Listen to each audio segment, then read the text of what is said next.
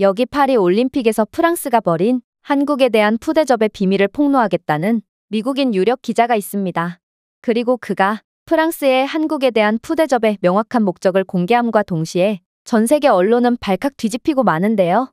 그렇다면 그가 대체 한국에 대한 어떤 주장을 했던 것일까요? 안녕하세요. 저는 미국 출신의 애덤이라고 합니다.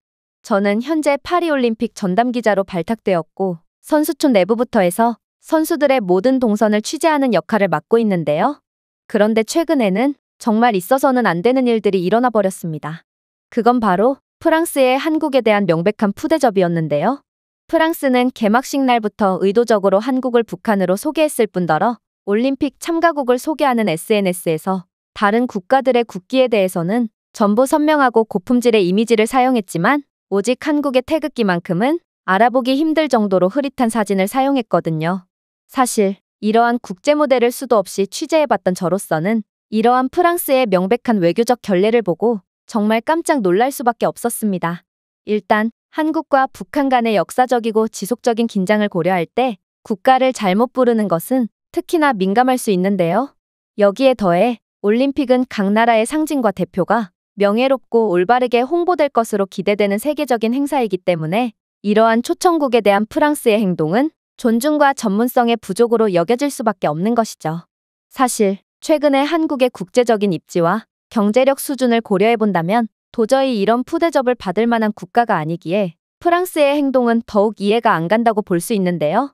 그리고 프랑스 입장에서도 현재 아시아의 거대한 시장으로 떠오르는 한국에 밑보였다간 절대로 국익에 도움이 되지 않을 것이 분명하죠. 한국은 매우 부유한 국가로 프랑스의 명품 의류들을 엄청나게 수입해주는 국가거든요. 그럼에도 프랑스가 이러한 한국에 대한 어처구니 없는 행동을 했다는 것은 그 이유가 명백하게 있다고 볼 수 있었습니다. 그리고 수십 년 동안 유럽 쪽을 취재하며 프랑스라면 프랑스 국민들보다도 잘 알게 된 제가 말해보건대 속이 좁아서 당한 일은 반드시 기억하고 되갚아주는 프랑스인들의 특성상 이건 한국에 대한 열등감에서 비롯된 의도적인 푸대접일 가능성이 크다고 볼 수 있죠. 사실 몇 년 전부터 프랑스는 자신들보다 아래라고 생각했던 한국에 각종 이권을 빼앗기고 있는 상황이거든요. 원래 프랑스는 방산 분야에서 미국과도 어깨를 나란히 하는 엄청난 기술 강국이었습니다. 심지어 프랑스는 한국에 직접 기술을 수출하기도 했을 정도로 양국의 기술력 수준은 도저히 비교할 수가 없을 정도였죠. 그러나 최근 몇 년 동안 한국은 강력한 기술 강국으로 부상했습니다. 한국은 전통적으로 프랑스와 같은 기존 강대국이 지배하는 세계 무기 및 원자력 시장에서 강력한 경쟁자로 부상하는 말도 안 되는 기적을 만들어냈고 한국의 기술력을 수출해주던 프랑스는 이젠 역으로 한국의 강력한 기술력에 밀리게 되었는데요. 따라서 이러한 관련 사업에서 자꾸만 한국에 의해 중요한 계약을 잃게 되었죠. 일단 한국의 방위산업만 봐도 그렇습니다. 한국은 전투기, 해군 함정, 그리고 다른 군사 장비에 대한 여러 국제 계약을 확보하면서 빠르게 성장했는데요. 특히 한국은 자체 개발한 여러 최첨단 군사 장비를 다양한 국가에 판매하는 것을 포함하여 프랑스도 함께 경쟁하고 있던 중요한 방위 계약을 따냈습니다. 이러한 시장 점유율의 변화는 프랑스의 상당한 경제적인 그리고 전략적인 손실로 여겨졌죠. 그 대표적인 예가 바로 한국의 FA-50 전투기인데요. 한국이 개발한 경전투기 FA-50은 한국의 수출에서 주요한 성공을 거두었습니다. 필리핀, 이라크, 인도네시아를 포함한 여러 국가들이 프랑스와 같은 유럽 제조업체의 제품에 비해 합리적인 가격과 뛰어난 안정성 및 고급 기능을 선호하여 한국의 FA-50을 구입했습니다. 물론 한국의 K9 썬더 자주포도 빼놓을 수 없죠. 한국의 K9 썬더는 폴란드, 튀르키예, 인도, 노르웨이를 포함한 여러 국가에 판매되었거든요. K9은 사거리, 정확성, 그리고 선진화된 화력 통제 시스템으로 평가받고 있고 많은 경우 우수한 성능과 경쟁력 있는 가격 덕분에 프랑스 방산업체를 포함한 유럽 제조업체들과의 경쟁에서 압도적인 우위를 차지했죠. 특히나 이러한 자주포 분야는 프랑스가 많은 이익을 내고 있던 분야였기 때문에 이제는 같은 유럽 국가에서마저 한국 무기를 선택하고 있는 현실은 프랑스 입장에서는 엄청난 충격이자 또 경제적인 위험으로 받아들일 수밖에 없던 것입니다. 하지만 프랑스 입장에서 더욱 충격적인 부분은 따로 있는데요. 그건 바로 한국은 최근 들어 잠수함과 호위함을 포함한 해군 함정 수출에서도 약진하고 있다는 점입니다. 한국은 전통적으로 육군과 공군력에 비해 해군력이 떨어진다고 평가받는 국가였기에 이러한 해군 무기에서까지 경쟁에서 밀리는 상황은 프랑스 입장에서는 엄청난 위기로 다가올 수밖에 없는데요. 하지만 대우조선해양과 현대중공업과 같은 한국의 조선회사들은 인도네시아와 같은 아시아 국가들의 잠수함을 건조하고 인도하는 계약들을 확보했죠. 한국은 현지 생산 부품들을 포함하는 등 다양한 매력적인 계약 조건을 들이미는 천재적인 협상가적인 면모를 보였고, 결국 이는 한국의 강력한 기술력과 결합하여 한국의 제품들을 다른 세계적인 경쟁사들에 비해 더 매력적으로 만들었습니다.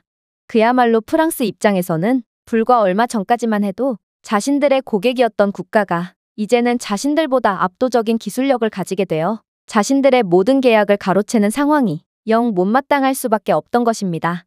그러나 프랑스는 큰 실수를 저지르고 말았어요.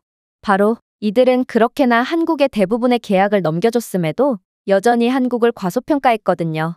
그리고 이러한 프랑스의 자만심은 원자력 분야에서 여실히 드러났죠. 그도 그럴 것이 프랑스는 EDF와 아레바와 같은 회사들을 보유한 원자력 기술의 주요 수출국이었거든요. 프랑스의 원전 기술력은 세계 최고 수준이고 이들의 아성을 뛰어넘을 국가는 좀처럼 없어 보였습니다. 하지만 한국은 자신들이 수십 년 전에 보여줬던 한강의 기적처럼 또다시 믿기지 않는 기술적 진보를 통해 말도 안 되는 모습을 보여주기 시작했죠. 일단 한국은 한국전력공사와 자회사인 한국수력원자력을 필두로 원자력 시장에 성공적으로 진출했는데요. 한국은 경쟁적인 가격, 효율적인 기술, 그리고 빠른 건설 기간을 어필하며 많은 매력을 끌기 시작했고, 결국 UAE의 바라카 원자력 발전소와 같은 대형 프로젝트들에서 프랑스의 입찰을 무색하게 만들었죠. 사실 원자력 기술은 여러 분야의 기술력이 고도로 발전되어야 하는 매우 난이도 높은 분야라고 할 수 있습니다. 그래서 웬만한 기술 강국이라고 불리는 국가들조차 감히 엄두도 못 내는 게 바로 원자력 분야고, 프랑스는 이러한 원자력 분야의 높은 진입장벽을 통해 많은 이익을 얻어내고 있었어요. 하지만 한국은 정말로 어느 한쪽에 치우치지 않은 그야말로 다방면으로 강력한 기술력을 가진 국가였고, 한국이라는 떠오르는 강력한 경쟁자에게 원자력 분야의 수익성 있는 계약을 죄다 뺏긴 프랑스는 상당한 경제적 손실을 감내할 수밖에 없었습니다. 사실 전 세계는 원자력 분야의 초신성인 한국에 대해 약간의 회의적인 반응을 가지고 있었습니다. 과연 원자력 역사가 짧은 한국이 이를 제대로 마무리할 수 있을까 싶었던 거죠. 그도 그럴 것이 약 200억 달러의 가치가 있는 바라카 원전 계약은 한국의 원자로 수출의 첫 번째 주요 사례였고, 프랑스 회사를 포함한 잘 알려진 원자력 회사들의 입찰을 이겼기 때문에 엄청난 주목을 받기도 했습니다. 그런데 한국은 생각보다도 엄청난 모습을 보여주었죠. 한국은 4기의 APR-1400 원자로를 건설하는 바라카 프로젝트를 기존의 일정보다도 빨리 마무리 지었고, 모든 원자로들은 정상적으로 작동했거든요.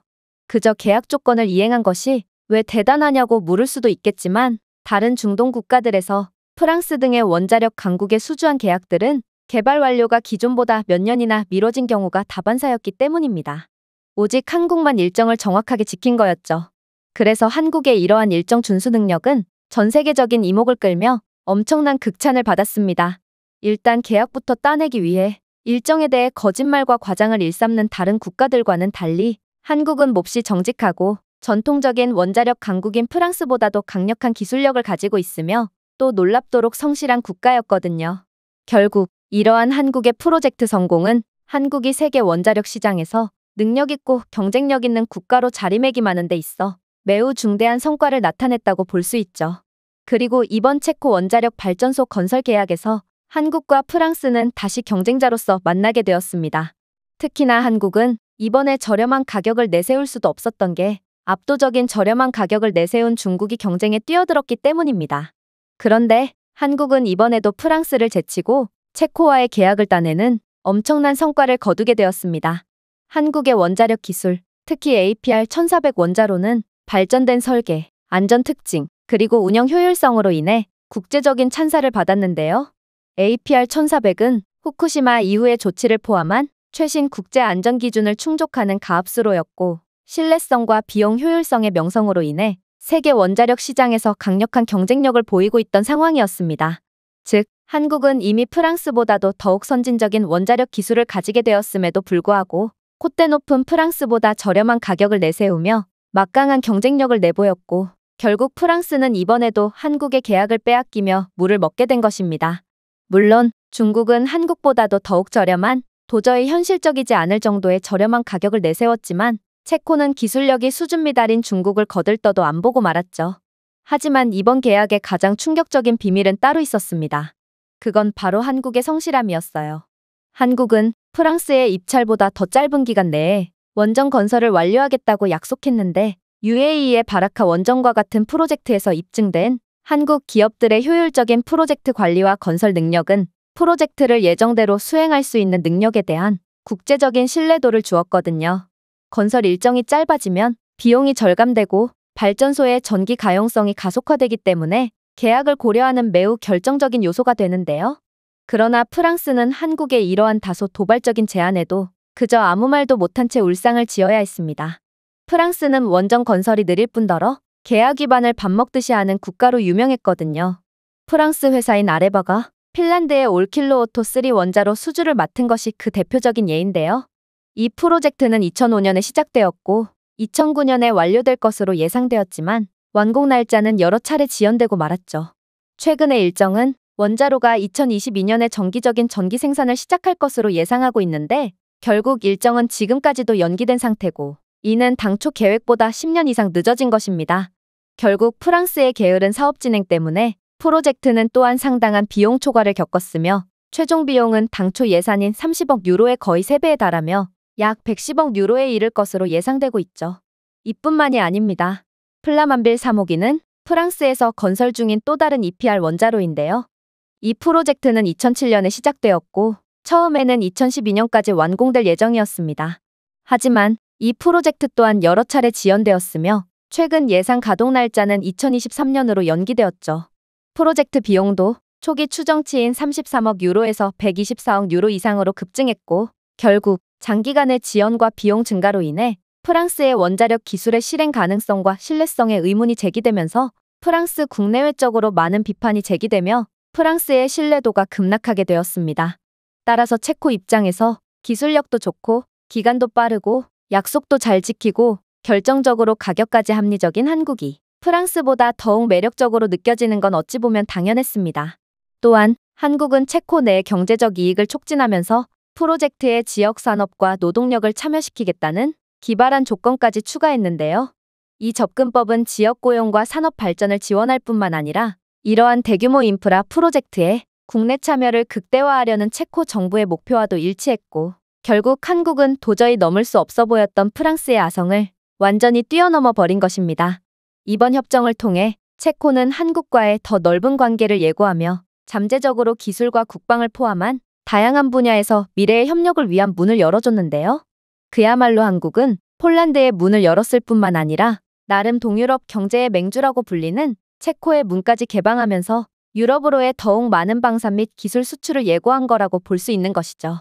그리고 프랑스가 한국의 체코 원자력 계약을 빼앗긴 것은 불과 얼마 전에 있었던 일이었기에 속이 좁은 프랑스는 파리 올림픽 기간 동안 이러한 산업에서 중요한 계약을 잃은 것에 대한 보복의 형태로 의도적으로 한국을 깎아내린 것입니다. 최근 들어 더욱 민감해진 한국과 북한의 정치적 정체성을 고려할 때 한국과 북한을 혼동하거나 오인하는 것은 의도적인 무시로 볼 수 있고 이러한 행위는 더 논란이 많고 고립된 북한 정권과 연관시켜 남한의 국제적 이미지를 훼손하려는 의도로 해석될 수 있죠. 또한 공식 사이트에서 한국 국기에 대한 흐릿한 이미지를 사용하는 것은 한국이 다른 나라에 비해 덜 중요하거나 제대로 표현할 가치가 없다는 것을 암시하는 미묘한 무례한 행동으로 해석될 수 있고 이것은 국제무대에서 한국의 지위를 약화시키는 방법으로 볼 수 있습니다. 심지어 프랑스는 뉴스 매체에서조차 한국과 일본을 교묘하게 합성시킨 터무니없는 국기를 사용하는 등 한국에 대한 의도적인 반감을 표시했기에 이는 더욱 논란이 되고 있죠. 결국 기자들 사이에서는 이러한 프랑스의 행동이 단순한 실수가 아니라 한때 프랑스가 지배적이었던 산업에서 한국의 영향력과 성공이 커지는 것에 분개한 프랑스 수뇌부들에 의해 조직된 의도적인 움직임이라고 여겨지고 있는데요. 프랑스는 한국을 미묘하게 무시함으로써 국제사회의 눈에 국가를 위임하여 이미지를 실추시키고 업적을 훼손하려고 한 것이죠. 실제로 여러 세계적인 언론들에서조차 프랑스의 행동은 최근 한국의 군사무기 및 원자력 발전소 주요 계약 확보 성공으로 인해 프랑스가 입은 경제적 손실과 경쟁적 불이익에 대한 보복이라며 특종 뉴스를 내놓고 있는데요. 하지만 한국이 예전처럼 인지도가 없는 국가였다면 프랑스의 계략이 통했을지 모르겠지만 현재의 한국은 세계 문화를 선도하고 엄청난 경제대국으로 발돋움한 어찌 보면 프랑스보다도 훨씬 유망한 국가로 발전하게 되었습니다. 결국 프랑스의 한국에 대한 옹졸한 행동은 많은 비판을 받으며 안 그래도 재수 없었던 프랑스인들이 예의 바르고 겸손한 한국을 어처구니 없는 이유로 괴롭힌다며 손가락질 받게 되었죠. 그런데 이러한 한국에 대한 국제적인 지지와 더불어 한국은 올림픽에서 더욱 놀라운 모습들을 보여주며 그야말로 압도적인 지지를 받고 있는데요. 그중 하나가 바로 프랑스의 열악한 버스 시스템에 대한 대응입니다. 프랑스 올림픽위원회는 친환경을 명목으로 선수들이 이용하는 버스에 에어컨조차 달지 않는 탁상공론의 끝을 보여줬는데요. 심지어 이 버스는 한여름임에도 창문을 열지 못하게 전부 막아두기까지 했기에 일부 선수들은 더위로 인해 버스 안에서 실신까지 하며 힘든 시간을 보내야 했습니다. 이때 구원자로 나선 게 바로 한국이었어요. 한국은 발빠른 대응을 통해 한국 선수단뿐만 아니라 다른 국제선수단에게도 구원의 손길을 내밀기 시작했거든요. 일단 한국은 프랑스 버스사와의 협의 후에 각 자리마다 자체 개발한 냉각조끼를 구비해 놓기 시작했는데요. 이 냉각조끼는 한국의 자체적인 기술력으로 개발되었고 운동선수들이 버스를 타고 움직이는 시간 동안 입을 수 있도록 만들어졌는데요. 이 조끼들은 웬만해서는 녹지 않는 특수 냉각팩을 포함하고 있고 이는 더욱 오랜 시간 동안 시원함을 유지할 수 있도록 도와주었기에 선수들은 에어컨을 튼 것과 같은 효과를 누릴 수 있었습니다. 또한 이 조끼의 기술은 효과적으로 체온을 관리하면서 몸통을 가로질러 고른 냉각 분배를 가능하게 했기에 냉방병 등의 증세를 겪을 염려도 전혀 없었죠. 그런데 한국의 천재적인 아이디어는 여기서 끝이 아니었습니다. 한국은 햇빛으로부터 얻는 열을 줄이기 위해 별도로 제작한 창문 음영판을 버스에 설치하기 시작했는데요. 이 음영판들은 상당한 양의 태양 복사를 차단하는 것을 도왔고 버스 내부의 온도를 낮춰 더욱 시원한 온도를 유지할 수 있도록 도움을 줬죠. 물론 이러한 한국의 아이디어는 친환경이라는 이번 올림픽 주제와 완벽하게 일치했고 프랑스는 한국의 이러한 선전이 여전히 눈엣 가시처럼 여겨졌지만 어쩔 수 없이 한국에 협력하며 한국이 더욱 국제적인 찬사를 받는 상황을 받아들여야만 했죠. 이러한 한국의 우수한 기술력에 더해 이들은 자신들이 가지고 있던 명성대로 상당히 배려심 깊은 모습을 보여주기도 했는데요. 한국은 혹여나 조끼를 입지 못한 운동선수들이 버스 안에 더위로 인해 피해를 보는 것을 막기 위해 버스마다 차가운 이온 음료와 생수를 가득 채워뒀거든요. 심지어 한국은 선풍기라고 불리는 간이 선풍기를 무료로 보급해주며 선수들이 찜통 같은 파리에서도 끝까지 컨디션을 유지할 수 있도록 배려해 주었는데요. 서구권 문화에서 이러한 선풍기는 거의 찾아볼 수 없기에 선풍기는 선수들 사이에서 엄청난 화제가 되었고 한국이 제공한 선풍기에는 다양한 한국의 캐릭터들과 BTS 같은 유명 K-팝 스타의 사진이 붙어져 있었기에 한국 문화를 좋아하는 선수들 사이에서는 이러한 선풍기가 선풍적인 인기를 끌기도 했어요. 불과 몇 년 전까지만 해도 소프트 파워가 약점으로 꼽혔던 한국이었는데 이 나라는 어떻게 이러한 단기간 만에 단점을 장점으로 완전히 개선하고 강력한 소프트 파워 하나로 고작 선풍기로 마저 사람들을 감동시킬 수가 있는지 저는 한국의 강력한 잠재력과 발전 속도에 정말 감탄을 안 할 수가 없었습니다. 아무튼 한국의 이러한 천재적인 아이디어와 배려 덕분에 모든 선수들은 정상 컨디션으로 시합에 임할 수 있게 되었고 이러한 소식은 발빠르게 기자단에게 퍼지며 한국의 뛰어난 기술력과 상대팀을 배려해주는 올림픽 정신에 대해 극찬의 반응을 이끌어냈는데요. 한국은 프랑스의 푸대접으로 인해 빈정이 상할 만한데도 다른 선수들을 위해 파리 올림픽이 성공적으로 개최되도록 아낌없는 도움을 베풀었고 이러한 한국의 대인배적인 면모는 이 나라가 프랑스처럼 무늬만 선진국이 아닌 진정한 선진국이자 강대국임을 여실히 보여주고 있었습니다. 그런데 놀라운 점은 이뿐만이 아니었어요. 한국은 별도의 버스 앱까지 개발한 뒤 모든 선수단에게 배포했거든요. 사실 프랑스는 이번 올림픽 준비를 제대로 한 게 맞나 의심이 들 정도로 아마추어 같은 모습을 보여주고 있었는데요. 버스의 노선은 뒤죽박죽이었고 그마저도 버스 시간표와 노선은 제대로 공지가 되지도 않아서 많은 선수들은 도착할 기미조차 안 보이는 버스를 기다리는 데만 엄청난 시간을 낭비해야만 했습니다. 이때 한국은 충격적인 아이디어를 내놓았죠.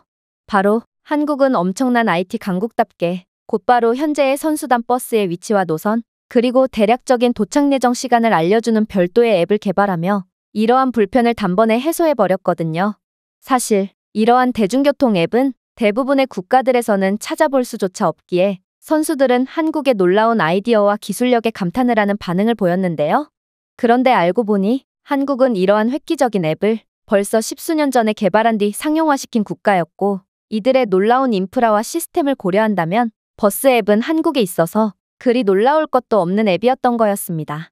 아무튼 선수들은 한국 덕분에 엄청난 시간적인 이익을 얻을 수 있었고, 이는 선수들의 개인 컨디션에도 영향을 미쳐 한국이 도저히 답이 보이지 않는 프랑스의 선수단 버스에 혁신을 가져온 이후 파리 올림픽의 여러 기록들은 전에 비해 향상된 결과를 보였는데요.